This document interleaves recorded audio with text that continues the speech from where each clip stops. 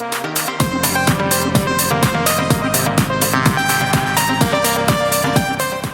can't believe it. Ben Coomber, welcome to the Development by David podcast. How are you really? Pretty awesome, actually. I'm pretty good. For the listeners who might not recognize the name Ben Coomber or have stumbled across your podcast, who is Ben Coomber today in 2022? Today, 35, I think, dad of two girls, business owner, used to play rugby, love personal development, used to be a beast when I was a kid. I suppose if you looked at the kind of symptom CV, I've got ADHD, used to have asthma, eczema, and I spend my life trying to help other people realize how awesome they are, building companies and leading teams that develop services and products that have an impact on people's lives, and try and continue to follow my passions every day and live a life of freedom, which is a really important word to me.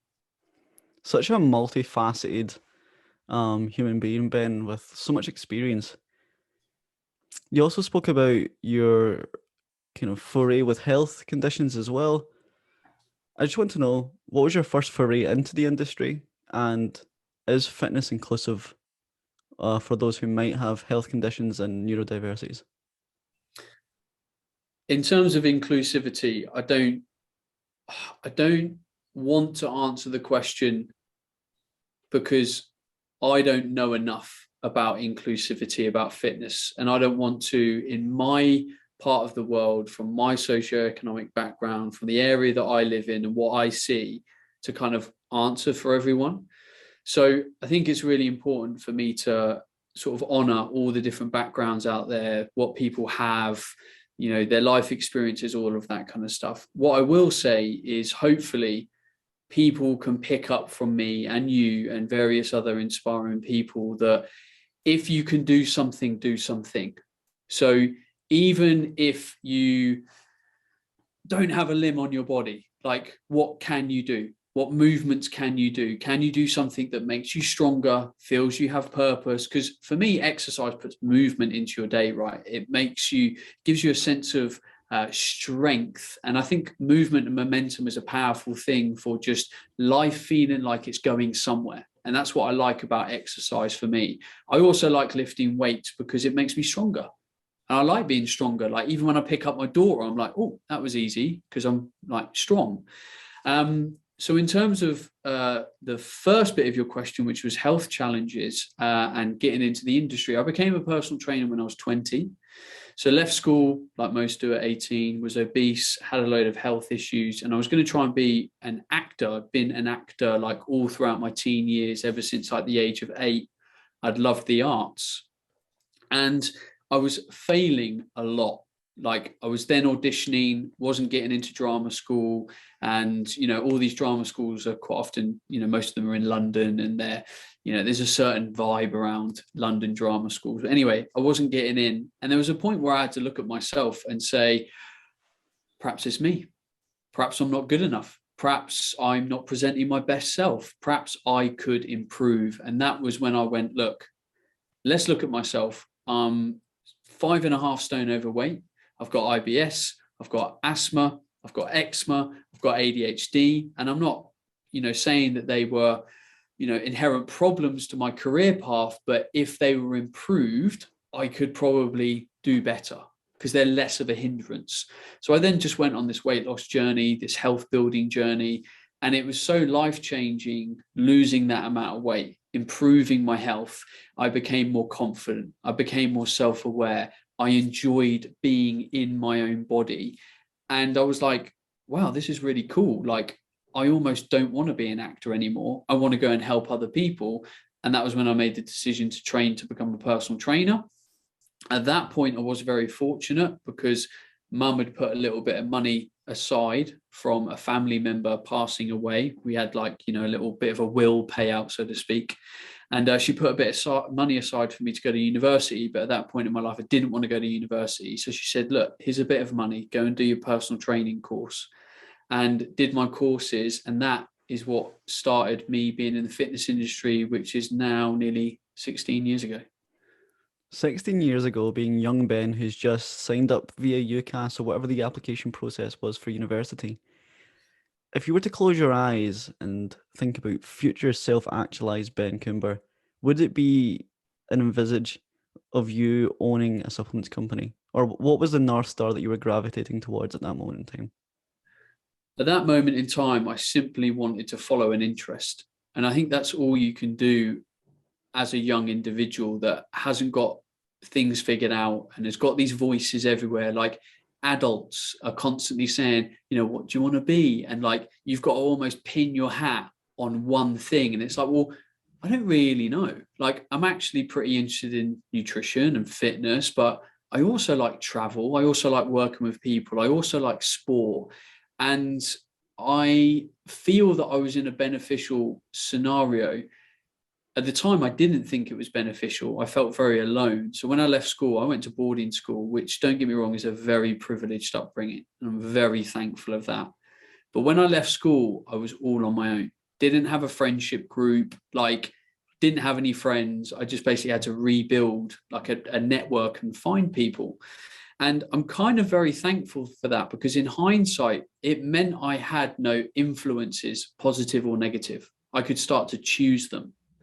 And you talked about your journey when we spoke, and you spoke about the power of the internet giving you access to people that you could follow and be inspired by and learn from. And there was a point when I was 18 where I was like, right, I want to learn about nutrition. So I'm going to go and find the best guy to learn about nutrition.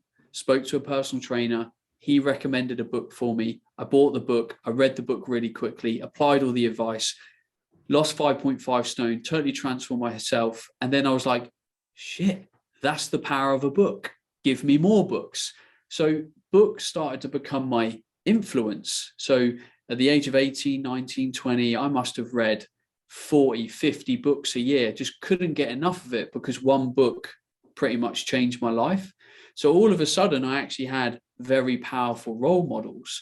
You know, I remember starting to have desires to be self-employed and own my own business. And at the time, there was a very popular TV series called Dragon's Den, which we all know of now. But then they started to release all their own books. So I was like, well, I'm just going to go and buy all their books and read all their books. And some books I went and got from the library so I could get them for free. And I was like, that was good for me because I chose such powerful influences.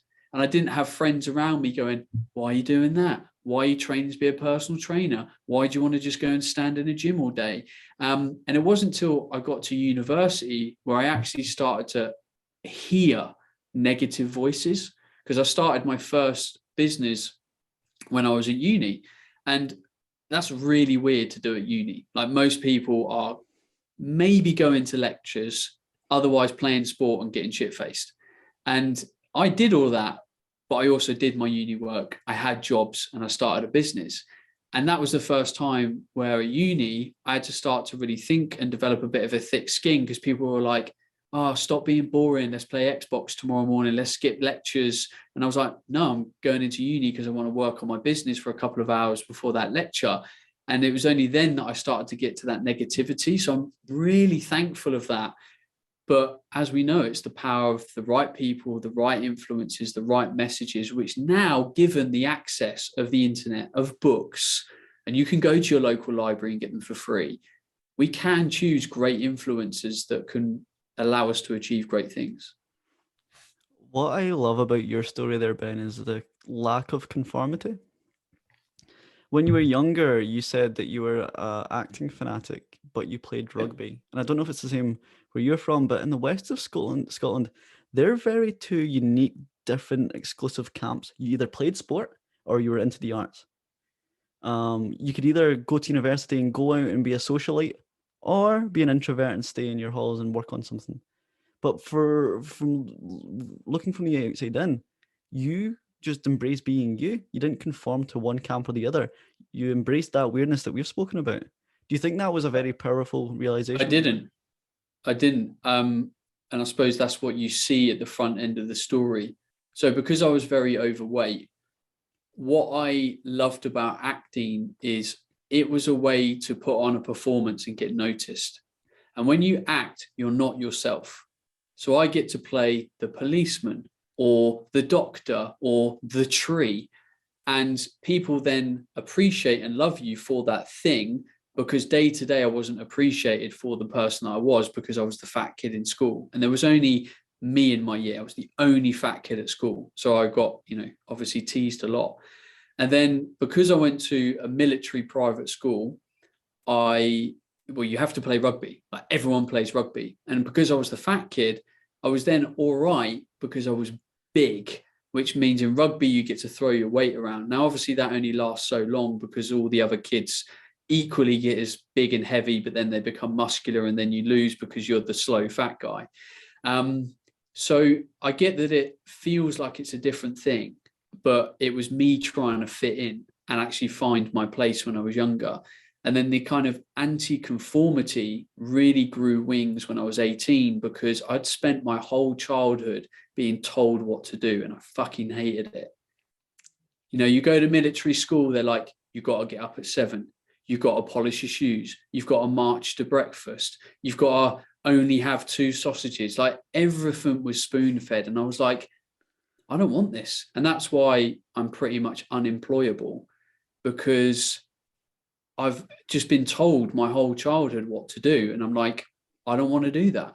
I want to do it my way. And it's fortuitous and led me to become self-employed after only about 18 months in the workforce. And I guess we spoke about the power of social media. And one of the things that is quite propagated through social media at the moment is how entrepreneurship's kind of fetishized. But back when you started your self-employment journey, it wasn't seen as sexy. It was seen as like left field, bold, brave, risky.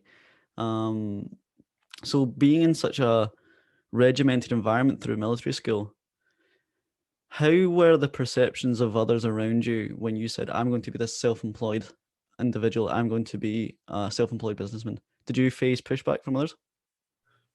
Well, no, at the time it was easy. So remember, I'd finished school. I was on my own. I was living just with my mum and the second partner that she married. And training to become a personal trainer, it was literally, I used to get up in the morning. I was a van driver and a print laborer at the time. So I used to go to work at 8 o'clock in the morning, do your van driver thing.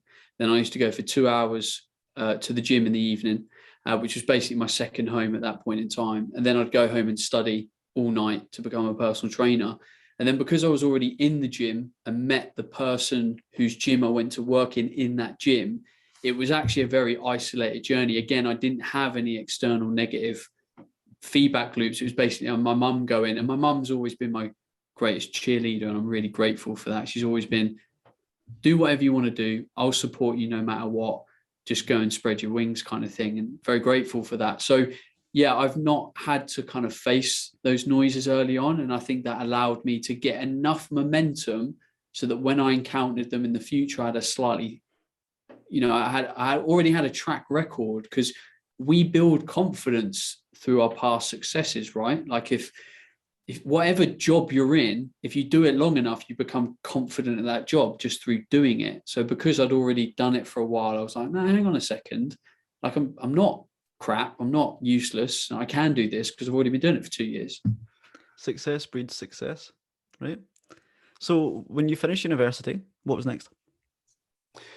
I had a crisis of identity, or kind of what happens now. So I started my first business in the second year of university, brutally failed with it, like made all the mistakes, wasted loads of money. My mum had loaned me $3,000. My granddad had loaned me $3,000. I'd got a $3,000 grant off the university. So I'd spent $9,000 on this business and then kind of tore it up, and then had the confidence again because I had good people around me. So I joined the enterprise center in my university and rented a desk. It was £40 a month to rent a desk. And with that, you got a computer, a nice warm space, a little kitchenette. And of course, you were around other business owners that were trying to do the same thing. And opposite me, there was 2 guys, Philip Benson, who I still talk to today, and Guy Wallace, who I still talk to today.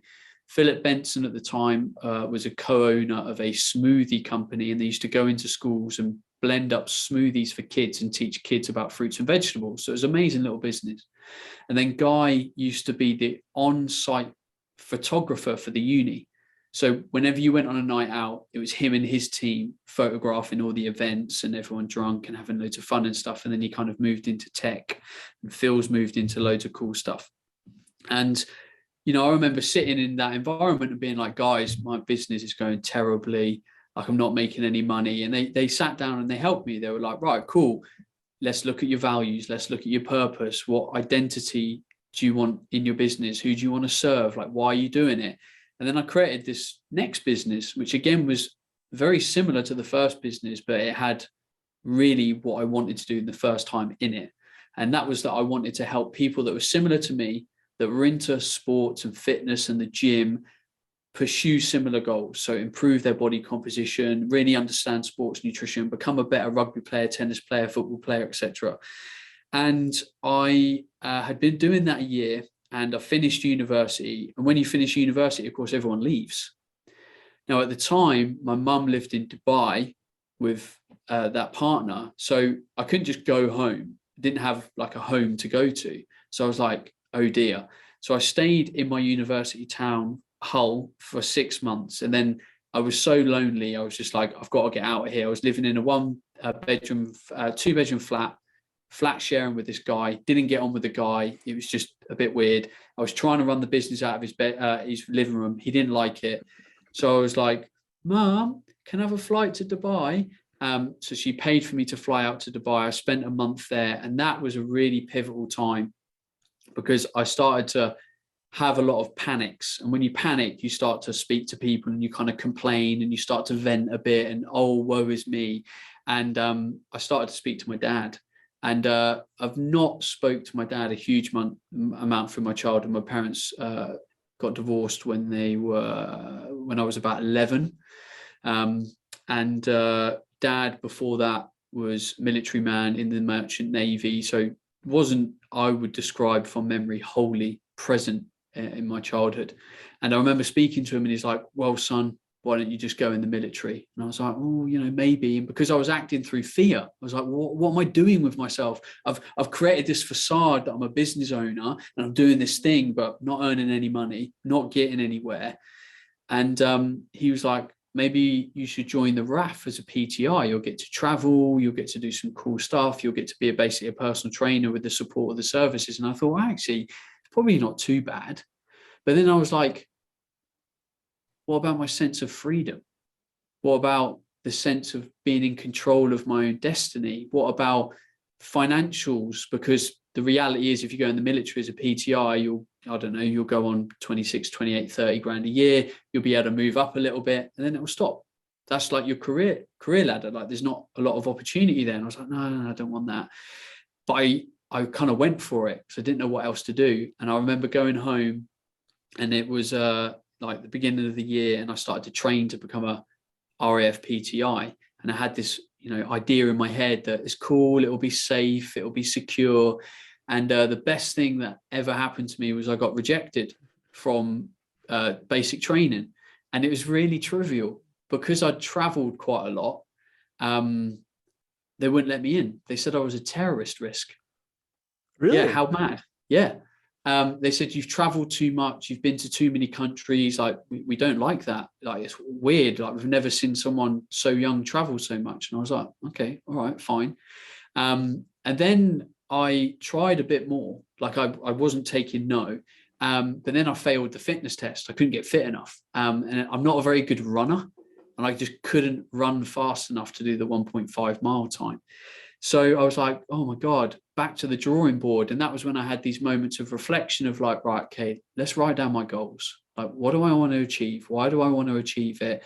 What is my sense of self? And that was when I went back to these business books that I've read, the Dragon's Den books and stuff. And they were all telling the same stories. Like, it takes 3, 4, 5 years to build a business. And there was me crying in my milk because I hadn't made a success of myself in a year. And I'm like, if all of these massive, successful, amazing people say it's going to take you 3, 4, 5 years, then get on get on the journey, get on board, like buckle up, pull your trousers up.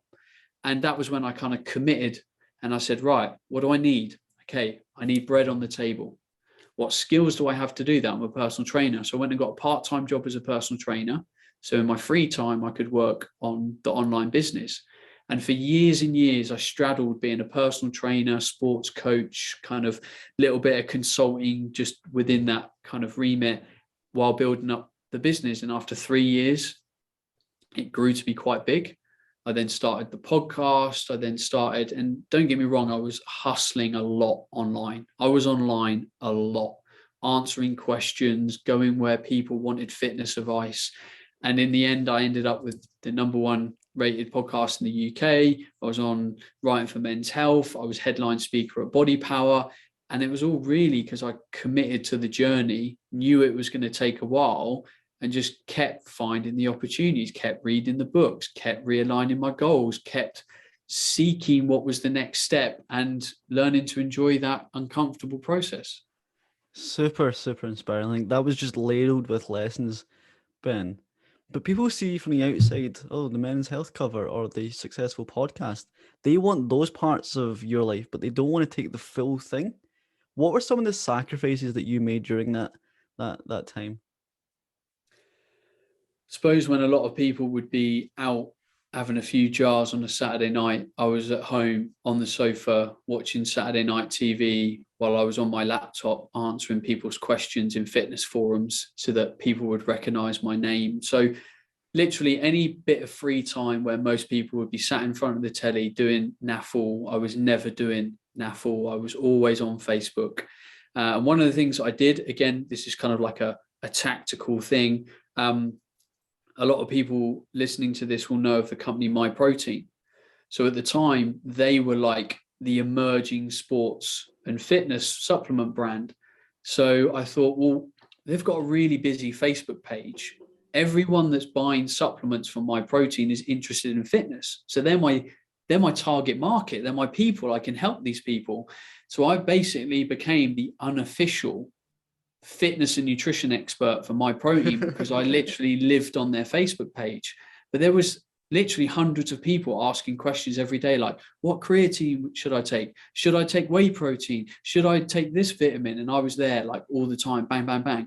And then in the end, MyProtein went, bro, we might as well give you a job now. Like you've been lingering for so long. It's weird that you're not kind of around us. So then they kind of gave me like a ambassador expert kind of role. And then that morphed into kind of other things. And yeah, like what is the sacrifice? Well, when people are twiddling their hands, I'm planning and building the empire. Oh, mate, I love that story. And the thing is, especially in today's culture, we want instant gratification. We expect immediate input equals immediate output, or vice versa. But you were in those forums just showing up time and time again, just showing up, showing up, showing up, showing up. And you weren't probably getting any monetary value from any of those replies that you were getting until that break that you got from MyProtein, where they gave you an ambassadorship.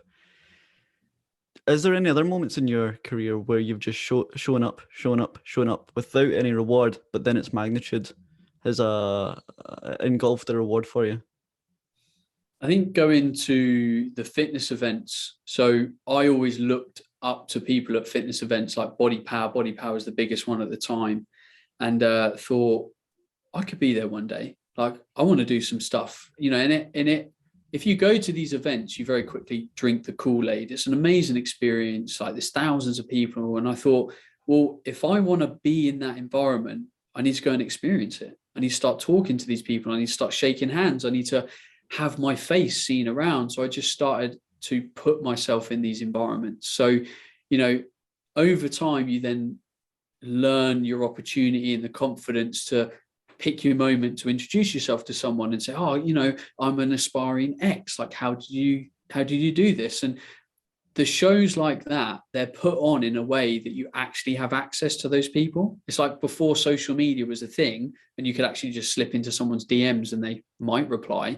You went to these events and you talked to them and you said like, hey bro, I love what you're doing with X. Like, how did you do that? And you'd get advice and tips. And then later on, when I might have asked them to be on my podcast 3 years later, they kind of recognize the face and they're like, hang on a second, I spoke to you like 3 years ago and you came up to me and you're that cheeky little fucker that, was asking me all these questions. So yeah, you kind of got to say, right, well, where do I want to be? Well, let's start rubbing shoulders. Let's just put myself in that environment. Let's buy a ticket. Let's get there.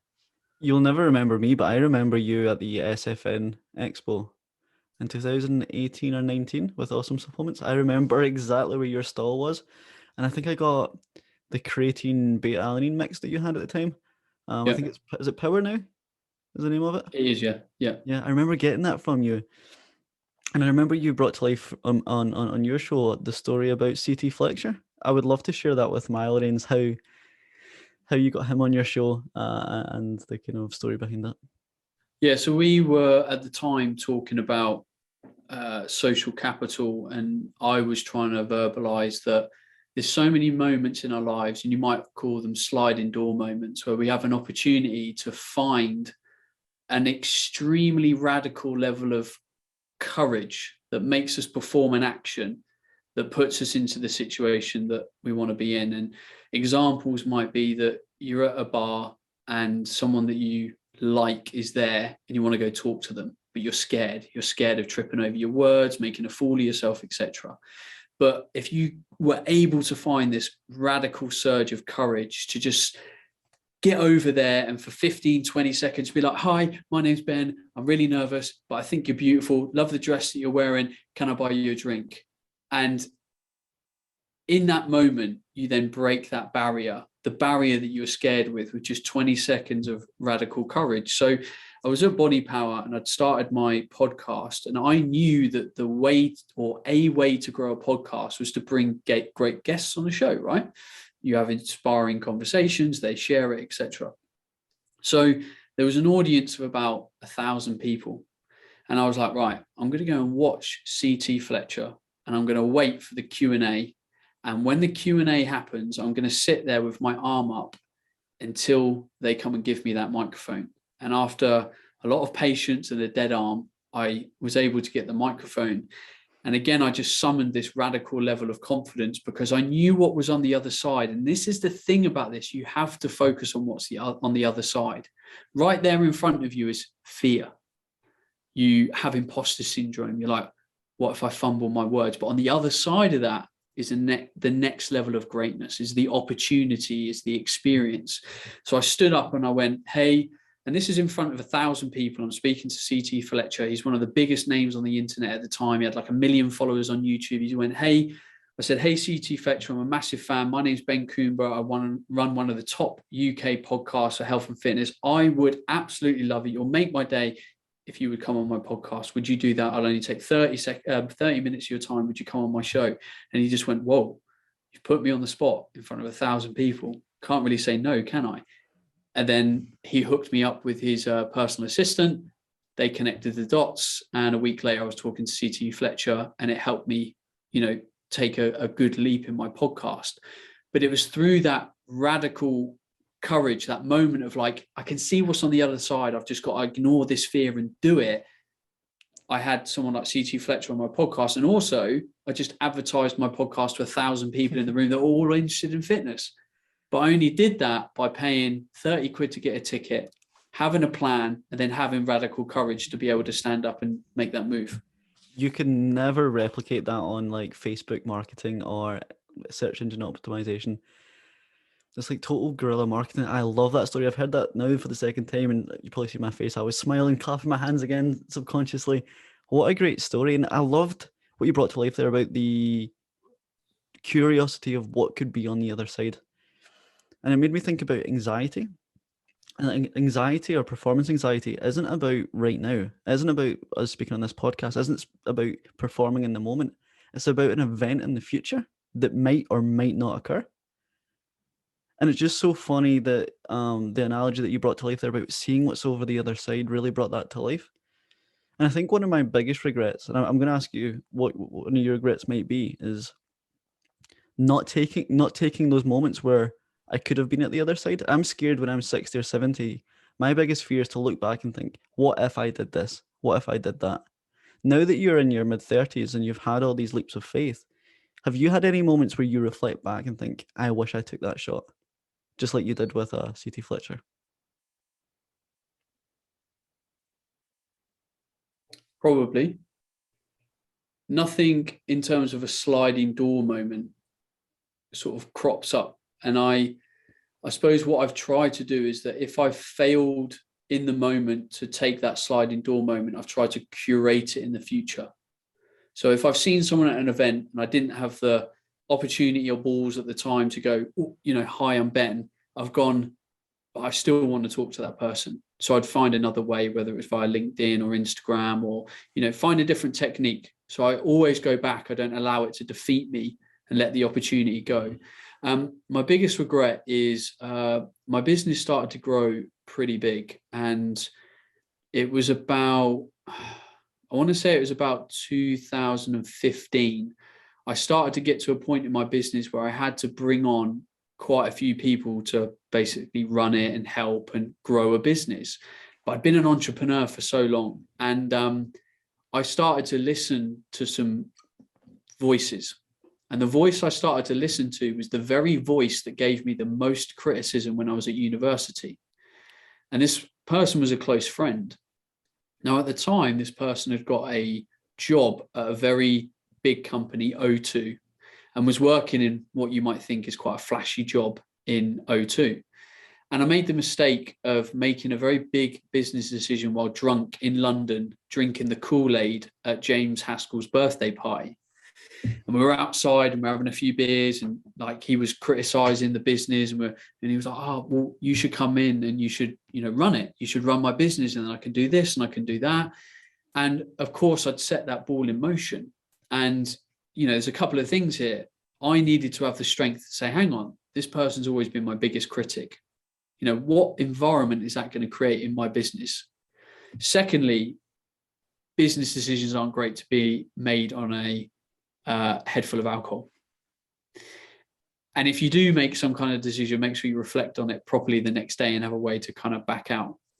And then I kind of was spending moments of time, again, I suppose with imposter syndrome, is like, I've spent all this time being kind of like an entrepreneur, online coach, helping people, but now I've got to build a business and I don't really understand numbers. I'm terrible with numbers still, to this day. It's not a natural thing for me, but I'm a very creative person, quite good with words. And again, I let the doubt in long enough to let a bad culture come into my business. And we started to make hires. There were bad hires. And 2 years later, 2017, I spent the whole year battling going bankrupt. And was probably the second most difficult year of my life. I'd say 2020 to 21 was probably my most difficult, having suffered with long COVID. It's not enjoyable. Anyway, I had to correct all of the bad decisions that I'd made over the course of a year, and I worked myself to the bone. Every month I was, getting calls from my accountant going, "Yeah, you need about 17 grand this month. Like, where are you going to get it from?" And that was when I, went on tour. I wrote a book. Like, I just did all these things to try and save the business. And it was all because I let a negative influence in. I made some bad decisions while drinking. I drank my own Kool-Aid. And at the time I was trying to, question myself rather than actually just spending a bit more time with the problem and going, do you know what?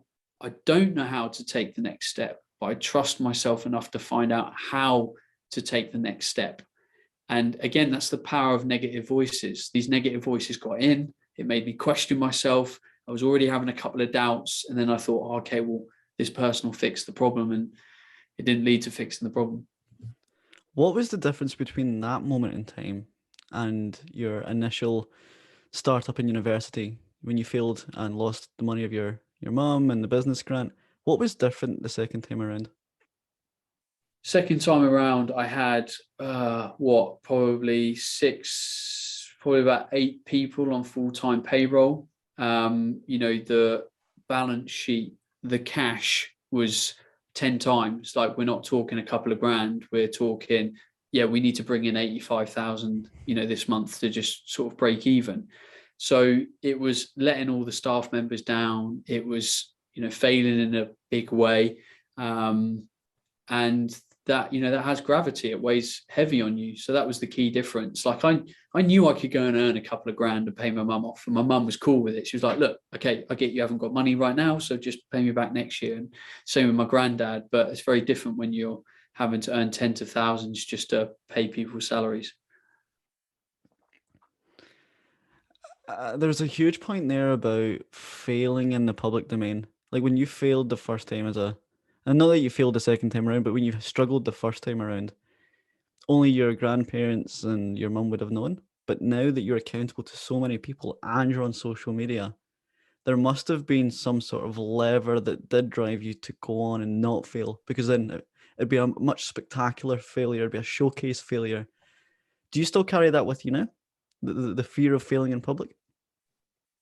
Yeah, I'd say it's something that I've been working through this last year a bit, and it's been difficult because my business is now going through a similar phase to when it first tried to grow. So 2017, I had to basically get it back on track. Then 2018, 2019, we had to grow again and try and create that cycle again because I'd screwed it up. And last year we were kind of really trying to break that plateau in a slightly bigger way again. So again, there was a bit of fear of like, ooh, been here before, screwed it up before. But at this point in time, I didn't have my health. I was in a very bad way with my health. So I couldn't make clear decisions. I couldn't work in the way that I wanted to. Like I just wasn't a good version of myself. So that was problematic. People have asked me a lot what kept me going. What kept me going is that I knew that other people had been in this situation before. So again, I've read all the books, and all the books have had a similar failure, a similar story where they've messed up or whatever. But the key thing is they learn from it. They come back stronger, and they have the humility to know where they went wrong and try not to make that mistake again.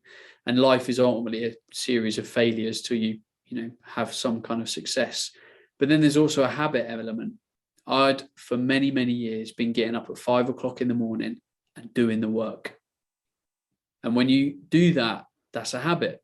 So I'd get up and I'd do the work, and I just had to work a bit more, a bit harder, a bit stricter, a bit smarter, and ask for help a little bit more. And I didn't ask for help enough. I stayed far too silent in that period. I felt like I had to fix it all, had to solve all the problems. And I felt really free at the end of 2017, where I recorded a podcast and I told everyone. So I'd spent a whole year pretending online, pretending to everyone that I wasn't struggling when I was. And I spent, I kind of clocked it up as nearly 3 days answering all my Instagram messages from people because of the outpouring from the show, where people were like, oh my God, I never knew that. Like, I can't believe someone shared a story in such a vulnerable way. And this was end of 2017. And I'd say the internet now has become a more vulnerable place. Mental health is having a bigger platform now. But I'd say even back then, like, you weren't hearing that many stories of stuff like that. So a lot of listeners reached out to me, and a lot of people said, oh, I saw you at Body Power this year, or SFN, or whatever. Yeah, you look different. You look like something was weighing you down. And it was because I had to be there and perform, because it was almost like my life depended on it, rather than I wanted to be here to teach and inspire and help people. So, yeah. And in your quest for looking for help or sharing your story, I came across actually one of your podcast episodes about where you speak about going to therapy. Yeah. And how it's framed by society is that you go to therapy if something's wrong or you're not well.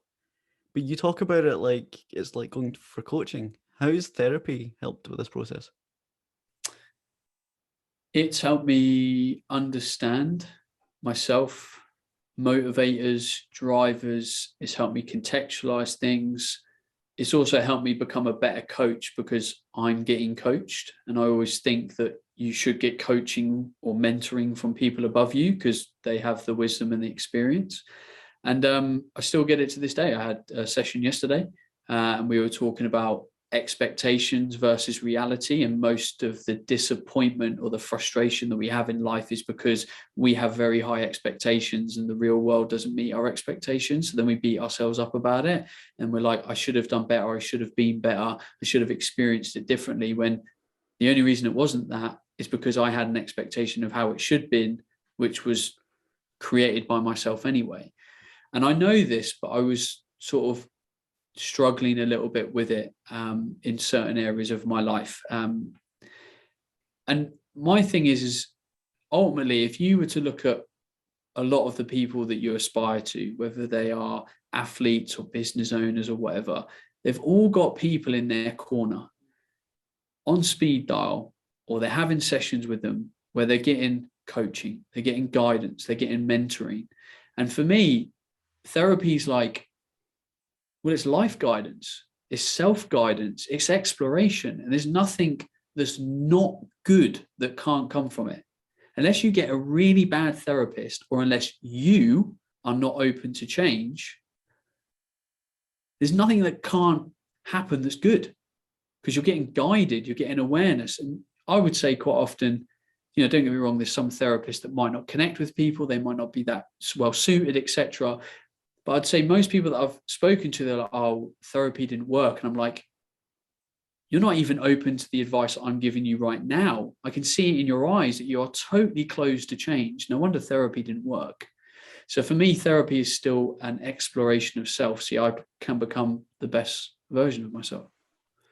Ben, I just want to drop the mic because that was a mic dropping moment. I think we've really, really unraveled and pulse checked who Ben Coomber is today in 2022. This whole roadmap of self-discovery through your business forays, through leaning on other people, through asking for help, through being vulnerable, has really brought your character to life. Can I move on and ask about awesome supplements and ask where that idea came from? Sure. The idea came from being in the fitness industry. You work with various companies, you're ambassadors for companies, etc. And I was working with a company as their ambassador, and it started to get quite it was full of friction. There was a lot of kind of heated debates being had. The company were trying to sell products that I didn't agree with, and I was being asked to go on social media and like promote things. And in the end, the kind of relationship soured, and I left working with that company. So I then started to look for other companies to work with, because in my line of work, you get asked about supplements all the time and you recommend them. If someone's on a sports nutrition plan, they're trying to build muscle, etc., you're recommending creatine, you're probably recommending a protein, etc. So you have a company that you would refer people to, and you might benefit from that, you might not. Anyway, I started to look around. I was like, hang on a second, all these companies are the same. They're all selling the same stuff that doesn't work, but it's been sold for so long that people are still buying it. CLA, fat burners, acai berry extract. Like, don't get me wrong, it's a lot better now than it was back in like 2014, 2015. The industry has cleaned itself up a lot, and I feel quite proud that I feel we've spearheaded a lot, or a good chunk of that cleanup, because we really went out on a limb on calling a lot of it out. So I was like, well, I can't find a company to work with because they're all doing the same stuff. How hard can it be? Why don't we start a supplement company? So you do the normal exciting thing of sitting around a table trying to think of a name and all the rest of it. And I think this is where naivety is actually a great business asset, because if you knew what was really ahead of you, you probably wouldn't do it. But I had a huge dose of naivety and ego, and I was like, right, we're going to build a supplement company. And luckily, the first business was profitable. It was in a good position. So I used the profits from that business to start Awesome Supplements, because a product-based business is capital intensive. You have to buy the stuff before you sell it. So we created the business, and that was how it happened. And we created a bit of a niche for ourselves where we were like, look, we just want to do things honestly. We want to provide a good product. We want to be there for you. We want to support you. And it worked. And over time, it's evolved to join my narrative of trying to help people live a more awesome life. And that's why the supplement company is called Awesome Supplements, because we just want to make awesome supplements.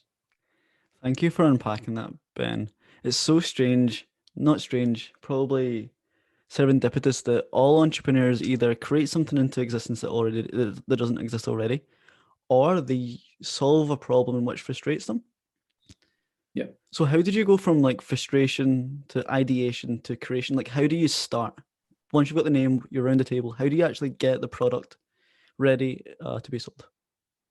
Well, after that, it's just the right people. So you start asking around. So you sit down on the table, you think, oh, cool, well, what do we want to stand for? What are our beliefs? That starts to formulate kind of a brand image, a look, a feel, an identity. Then you decide on a name, and then you're like, cool, what products do we want to sell? What will the products be called? The products might fit into the company's like narrative or identity, which for us it did. So that was another reason I liked Awesome Supplements, because we could just say, well, let's call it an awesome whey protein shake, an awesome vegan shake. It just felt really easy. And then we were like, right, cool. We need someone to make this look pretty. We need someone to make it. We need someone to build a website. And then you kind of go off and do all those things. Now, don't get me wrong. I already had a head start because I'd already built one e-commerce business. I'd already branded a business several times. So I knew a certain part of the journey already, but I didn't know the making and the blending. But the thing that really stood me in good stead is I have very high standards for myself and what I want to deliver to other people. And one of the reasons I think our business stood out is because when we made, what is just a protein shake, we tried to make it taste as incredible as possible. So when people tasted it, they're like, whoa, I've never tasted a protein shake that good before. I'm like, yeah, well, that's the difference between us and other brands.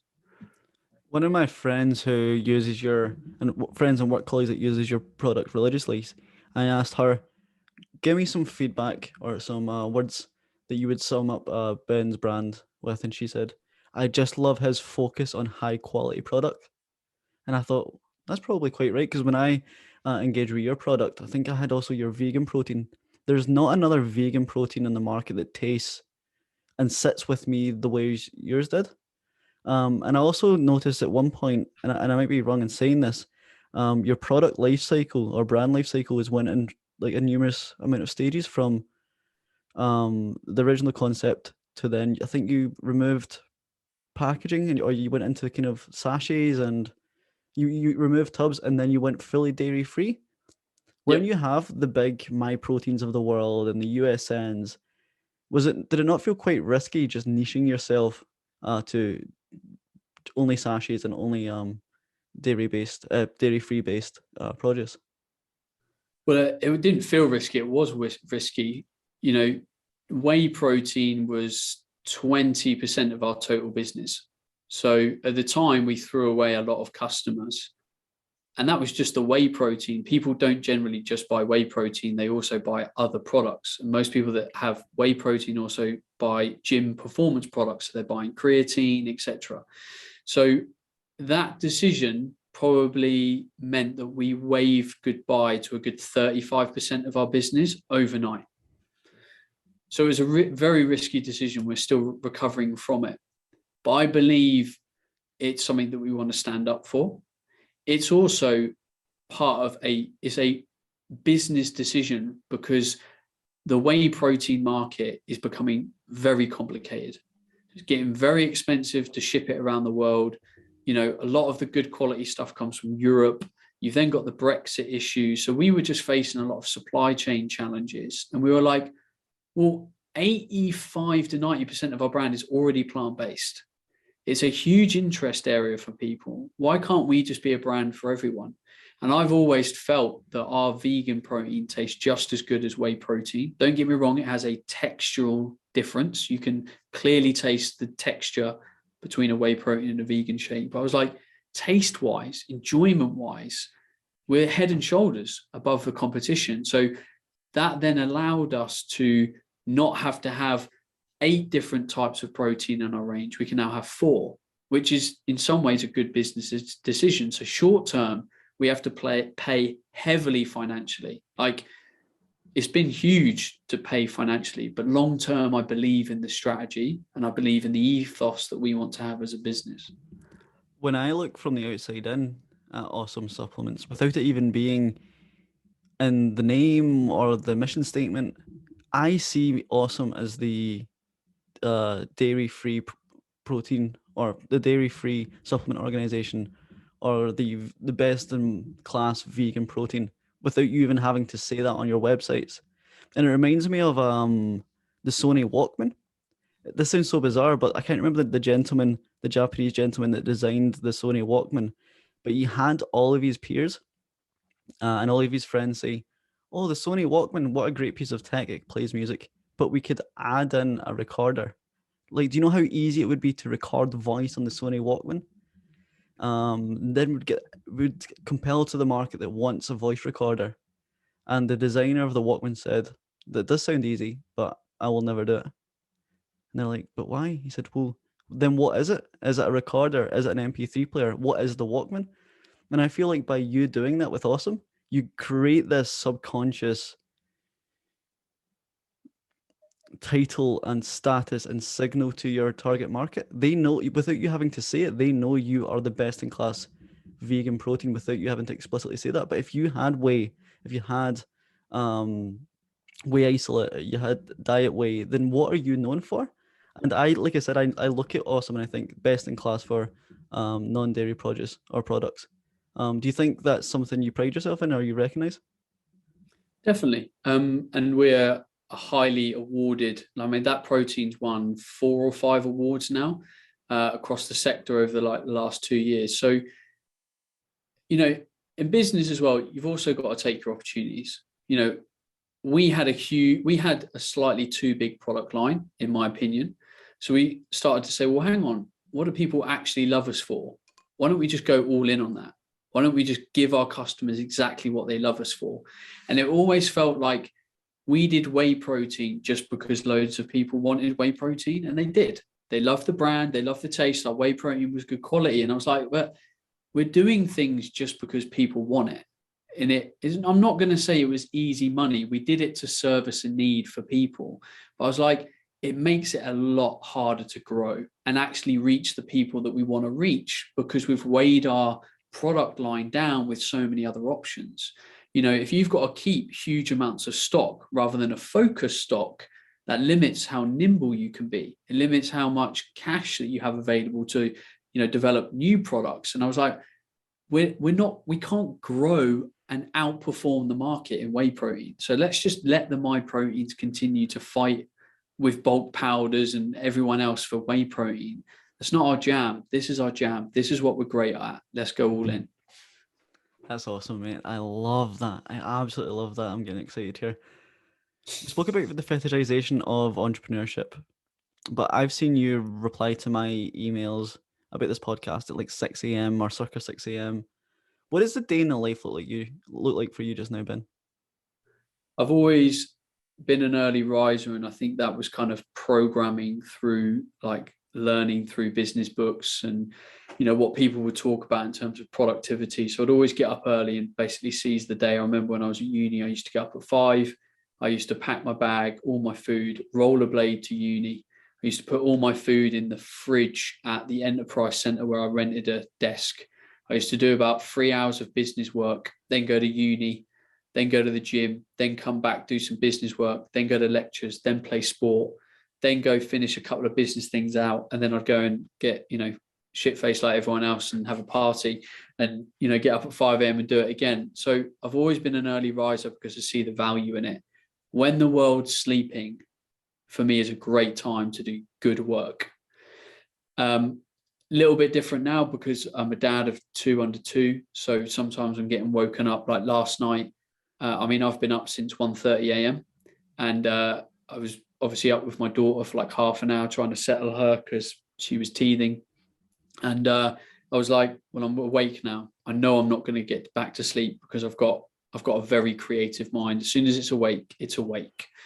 So I started work at about 2:15 this morning, and I've got a load done. I might have a nap later, probably not. And that's just it. I just lean into that kind of craziness. But, you know, building a business, getting a sense of clarity, you need to find the space. Some people are night owls. Some people do it at the weekend. I like to get up early when the world's sleeping and just come into my office, cup of coffee, dim light, and be like, I don't need to be anywhere. I'm not getting disturbed. I'm not getting badgered. let's do the deep work. I love it, mate. I absolutely love that. I'm the exact same as you. And I feel conscious that I'm taking so much of your time. This is like evening for you. You'll be going to bed after this podcast. I speak about how hard it might be to be an entrepreneur and all the sacrifices that you have to make, but I'd love to know, in the flip to that, what's the fruits of the labor for you? Is it financial, or is it kind of more legacy driven? Well, it can be financial, of course. It depends how you shape it. And I'd like to think that everyone that becomes an entrepreneur has a financial goal to some degree. My entrepreneurial, or the reason I wanted to be self-employed, was freedom. It's still like a number one driving word for me. And the freedom in the early days was freedom to make my own decisions, do work my way, do work that I want to do. So I became self-employed because I was in control of my time. And the reality is, you generally work harder than most people. You do as a small business owner. That's just, because you're wearing so many hats. Like, you can't wear all of those hats and work a 7-hour day. It quite often doesn't work. So that was initially it. And then over time, that sense of freedom changed. So I knew that the freedom that I wanted to experience on a normal day-to-day level, because I didn't have this as a kid. I know I went to private school. I know I had a very privileged education, but we didn't actually have a lot of money when we were younger. And that was because my parents got divorced when they were 11, and then like mum brought us up. And we used to live at the school. So the school I went to, we lived at, was there all the time. And, when I wanted to go on trips or have things, it was kind of like, oh, I might have to save up, I'm not sure. And I might borrow a bit of money off my granddad and whatnot. So I always had in the back of my mind that I never wanted to grow up through my best years. And your 20s, let's be honest, your 20s are some of your best years. Like, because you're just getting out there, you're making sense of life, you want to go on adventures, you want to travel, you have great parties. Like, my 20s were great. Like, I went all in on my 20s. And I didn't want to be that guy that couldn't, like, oh no, I don't want to come to Ibiza for a week because like I've got no money. So that was another reason I worked hard, because I wanted that sense of freedom that if I walked into a shop and I wanted a pair of trainers, I just want to be able to buy the trainers. I don't want to be like, oh, I'm not sure if I've got, 40 quid or whatever. So initially it was a sense of time. I wanted my identity to allow it to grow itself through being self-employed. Then it was a case of that I wanted to live a good, normal life. Just wanted to be able to buy a half decent car, buy trainers, go on holiday. And then after that, and at this stage in my life now, I'm now thinking, well, what does freedom mean now as a parent? So freedom for me now is, well, I want the freedom to be able to be a great parent. I want to be fully present. I want to be financially secure enough that we don't have to ever worry about stuff as a family. And I hope, I succeed in that. And then long term, it's like, well, perhaps I want enough freedom and wealth that if I don't want to work, I don't have to work. So freedom has evolved for me, but it's always been in alignment with my emotions and what I want and what I want to experience from life. And it's worked. Like, I spent my 20s always having probably at least 3 or 4 jobs. I traveled the world with my work, never went without stuff, but I worked at every stage of it. And there's been loads of lucky moments in my life, but that's been mixed with some bloody hard work. Oh, I love it. That's such a rich insight, Ben. And what I love about your story is that when you were at private school, at boarding school, you didn't have control, and you used business to give yourself control. And now you're kind of relaying that back, so your daughters have that control. I just find that such a rich anecdote, and that's been caffeinating for me. That's been my caffeine.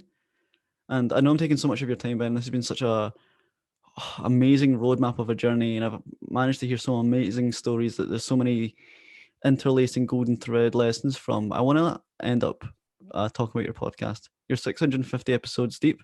You spoke with the CT Fletchers of the world. You're speaking with the most avid fitness professionals across the globe. Lane Norton, so many people. But that's not your main source of income, right? Why do you still do what you do? And what's the biggest lesson that you've learned from speaking with 600 plus people? It's a mixture of things. It's intellectual curiosity. You get to, you've just said that you've enjoyed speaking to me. I've made you think, that's good for you. So I do the same. I'm like, I want to speak to people that I'm interested by. I then get to elevate my platform, which means I have a greater impact on other people, which is a good thing. I feel that I speak well. I feel I've got a good story to share. I feel I can inspire people. So that's a key reason. There's also the self-indulgence of feeling important, having the ability to create things off the back of it. There's a performer deep inside me. I spent my younger years acting but now I get to play myself, and that's the best person that you can play. I don't want to play the policeman on stage anymore. I want to play the Ben Coomber and allow the Ben Coomber to influence and help and educate and inspire people. So that's why I do it, and I think I'll always do podcasting or some kind of medium like that, because it's rich, it's long form, it's informative, it takes you on a journey, you get to hear stories, you get to hear emotion, you're allowed to be vulnerable. You don't get that on Instagram, you don't get that on a tweet, and that's why I like to keep doing it. Mate, I've had the pleasure for the last hour or so connecting with you on such a deep level, and I really, really think that the listeners will, by just listening to this very emotive, vulnerable, stripped back chat. Mate, if the people want to connect with your story, but most importantly, buy your supplements because they connect with the overall mission statement and values of Ben Coomber, where can they get in touch with you and your awesome brand? Sure. Well, everyone's online these days, so feel free to go to Instagram or Facebook or Twitter or wherever and just type in my name, Ben Coomber, Coomber, and have a follow. If you like what you see, keep following. If you don't, then unfollow, because there's no point having people in your life that aren't right for you on your journey at any particular time. And then if you want to check out Awesome Supplements, it is awesomesupplements.co.uk. Oh, I love it, Ben. This is such a full circle moment for me, being a consumer of your products and your podcast, and now having you on. Thanks for stopping by. It's been a pleasure. Keep podcasting. You're good at it. You are sharing some good, inspiring stories. So keep doing what you do, David. And you're one of them, mate. Thank you.